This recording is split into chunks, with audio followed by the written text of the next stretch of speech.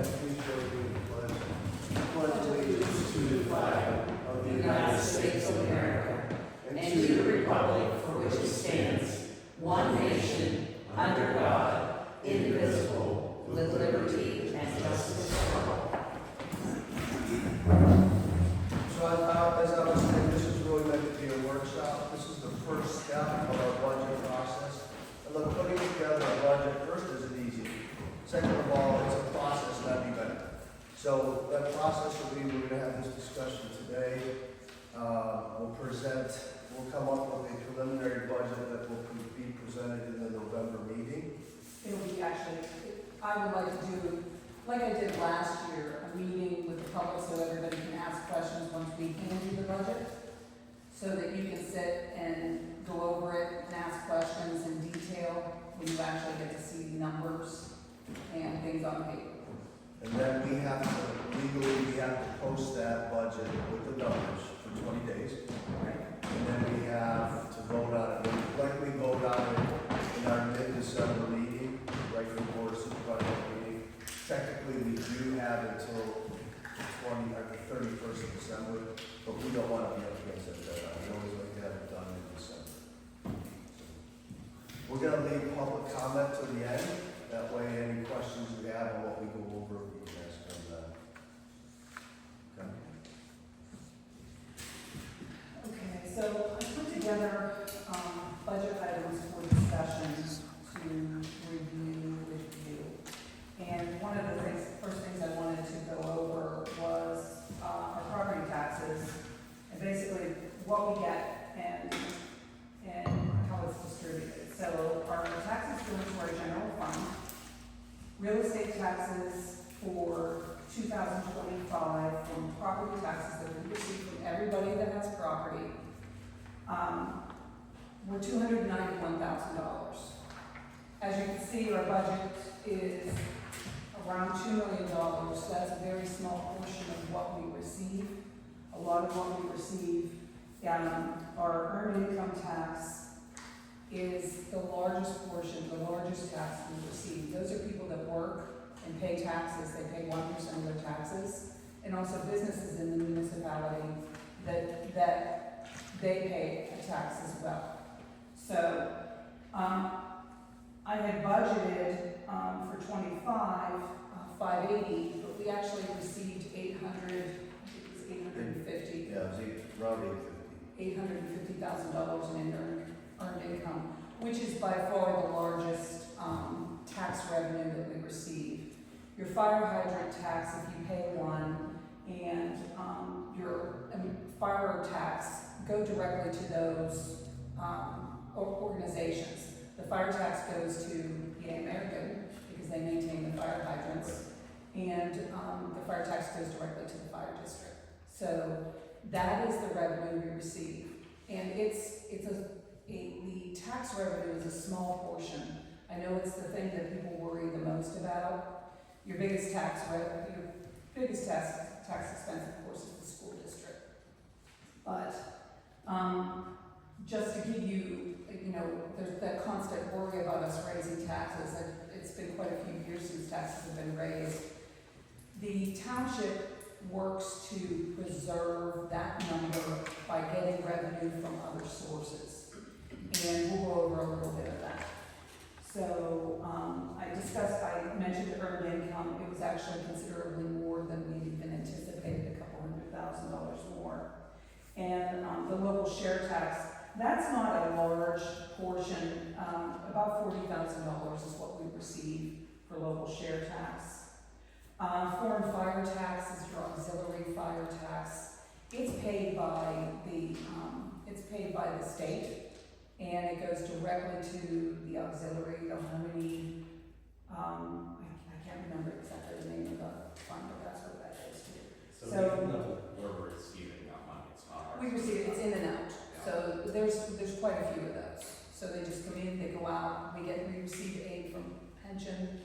That's in and out money. So it looks like it's in our revenue. So it's income and it's expensed out. And that was 40,000? Local share tax is $40,000.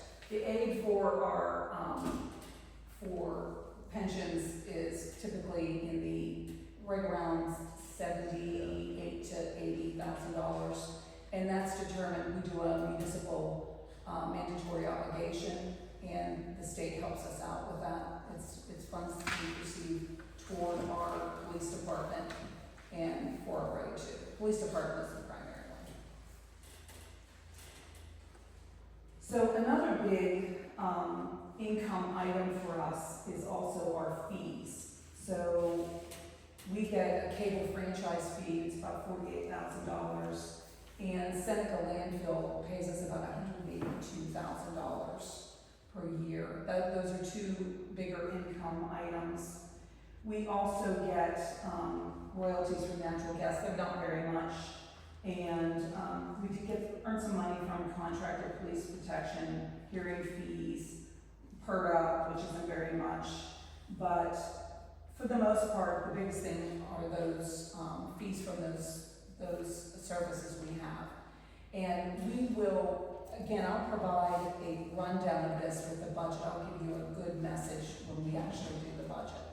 So, just trying to get a little bit of background. We also, the other thing is, we updated for the first time, we really paid attention to our fees last year, because our fees hadn't been really updated for years. So we looked at what other municipalities were doing.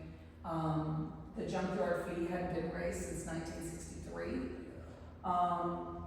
Mobile home park licenses, driveway permits. Yeah, we raised those a little bit. Our subdivision and land development fees, we brought that fee up a little bit, and that's actually, in the past has brought in quite a bit of money. We did a pretty Mary and Sylvia did a pretty comprehensive study on local townships and the fees we were charging, and our fees were very generous, low. Yeah, they were low. So,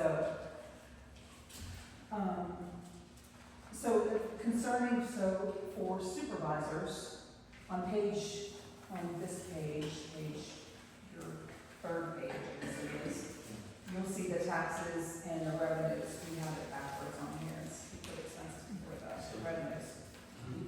We just go through the revenues and so I can check them off. Sure. Which are passed through. The pass-through revenues are your foreign fire tax, Fire hydrant tax. right, your fire hydrant, your fire taxes. Those go in and out. So those are the three from. Correct. And then under services, your municipal pension state aid is also a pass-through. Is that it? That's pretty much it until you get down to licenses and permits. So Shirley processes most of our permits, almost all of our permits here. So when we get a building permit, NDIA is our contracted company that does the inspections. So they work alongside us, and we create a bill with their fee in it and our fee, and they charge the township, and we collect the fees from the person applying for a permit, and MDIA charges us, and then we pay them back. So that's an in and out sort of thing, but we collect more than the actual MDIA from it, because we have to, of course, pay for Yeah, our administration. time fees. Correct. Plus the, CDDs in there too. Right. Yes, because we have to, everything that we do goes through the Department of Economic Development. And the inspection permit fee is Correct. also. Yes. another large factor. Yes. And the septic permit fees is another in and out. We collect a fee, and Jake Vegas does our inspections. We get a small portion of that for administration, but he gets the majority of that. Zoning permits, we also have to pay the zoning, zoning attorney, zoning hearing board attorney. So that is a fee that we really have to raise, because the cost of the attorneys and those fees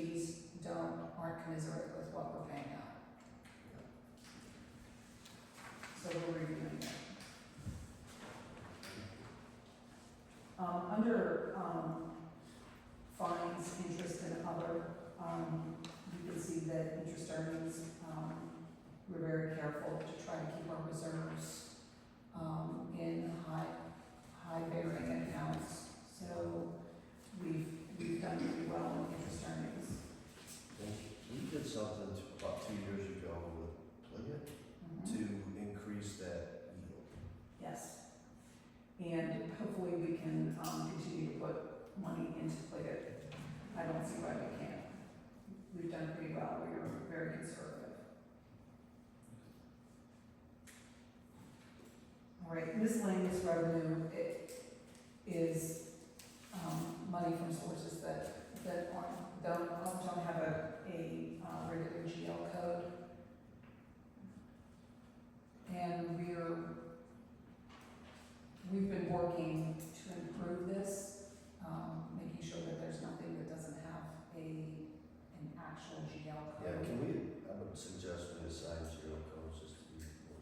Well, it has one, but it's a general. I understand, but Frank doesn't know if we could. Absolutely.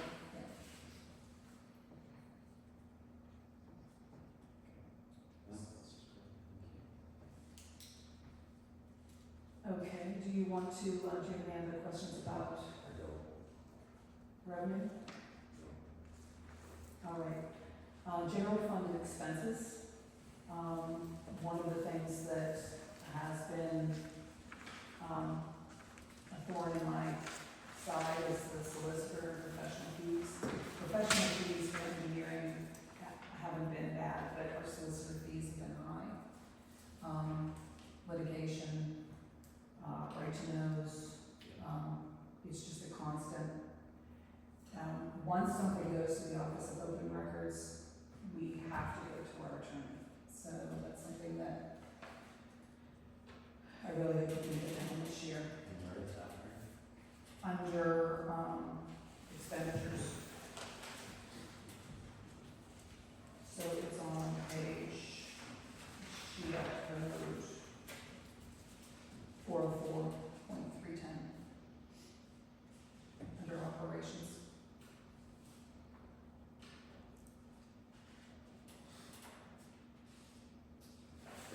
Engineering services, when you have developer fees, we charge back those developers, our engineering fees.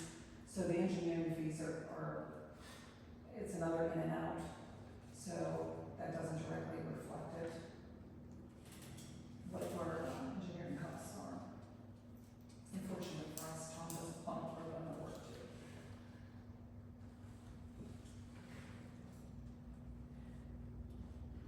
So another consideration as we move forward and we talk about, the potential for moving this, campus to, the other location, I want to look at, the potential to rent at the, municipal building, what will be the former Public Works building. That wouldn't be in this year's budget. That's not in this year. I'm sorry. It could be in 2026 through the end of the year if we. I don't see us having a community center by that point, absolutely, but we do have the potential to have administration and public works done. And police. So So you're that would save us the rent The on the rental. buildings. So the rental we pay for police is $1,500 a month, $1,500 a month. and then we pay another $350 to $400 $375, yes, for the historical society. correct. Are we looking at renting out and buildings here in opportunity? That is the other conversation, because there's two buildings to the front of the property that are in good condition that we could rent.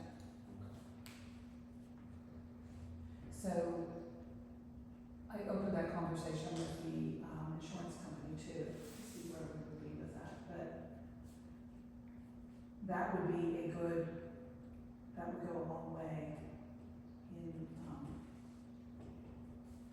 paying for offsetting mortgage, correct.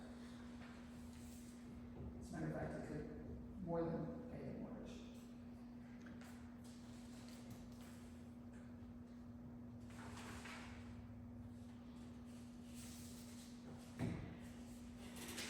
So wages, Yeah, I was just asking about wages. We don't know about the police. yeah, wages. we're in the process of working through the police contract. So that is still up in the air. So police wages are, that will impact The budget. all our wages, yes. So we, that one I can't, I just put, for your reference, I have the numbers from last year. Just to give everybody an idea, look, first and foremost, our jobs are the safety of the community. You know, we want the police department, and we're having good negotiations. But the police budget represents almost 40% of our overall budget. Easily. It's that high. But again, public safety is first and foremost. We're going to pay that. But just to give you an idea, it's about 40% of our budget overall. And we're actively pursuing ways to compensate for that budget. We're looking into some areas to whether it's contracted police service or a multitude of ideas. We're looking into that. Can't say specifically right now, but we're trying to offset those costs.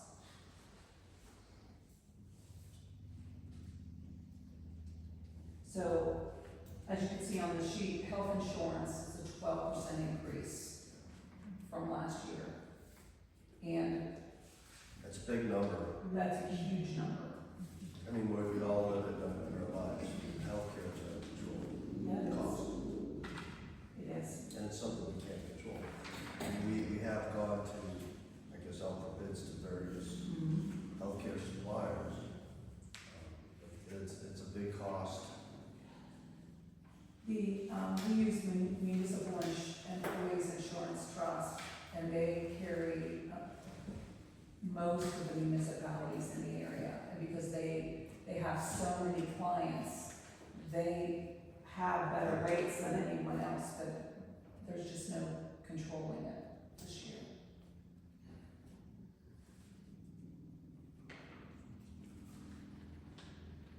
So, general fund expenses for road, actually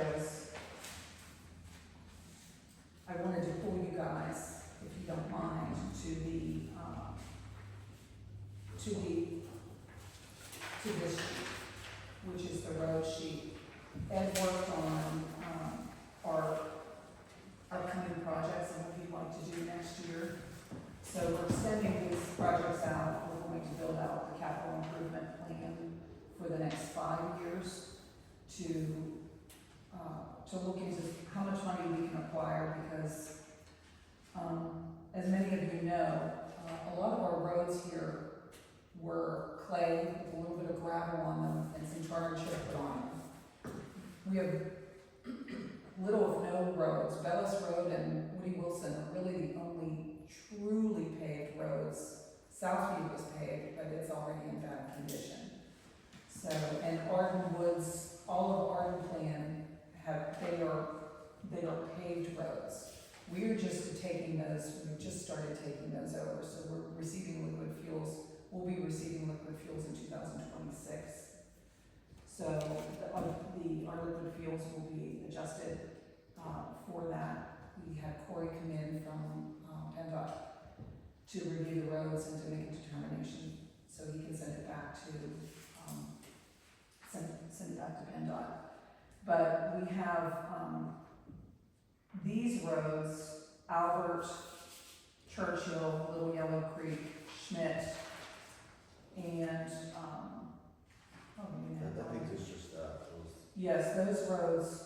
The plan is Ed is currently applying for the rural road gravel program to try to get more funds, and I'm reaching out to Forward Township because they They get a lot of those grants, so we're working with the manager too. What are they? What is that? What is that? The rural road and gravel are they're roads that aren't traveled much, they don't have a lot of traffic, and they will pay, they'll do 100% of the project, depending on the project, yes. So they have to determine, they send their people out, and they determine if your project qualifies. And they directly work with you, much differently than, the multimodal, PennDOT multimodal or DCD multimodal. So, Is, we're working to get those grants. is any township eligible for this, or is there certain You- stipulations? There are certain stipulations, you have to have someone go through their program and sit through the classes, Ed already did that, he did it earlier in the year. So, they're just so busy, they haven't been able to get out here, we've been hounding them to get here, so. But it's open year round, it doesn't close, which is another advantage to that one. So, we can apply at any time. And Yes. what's the green?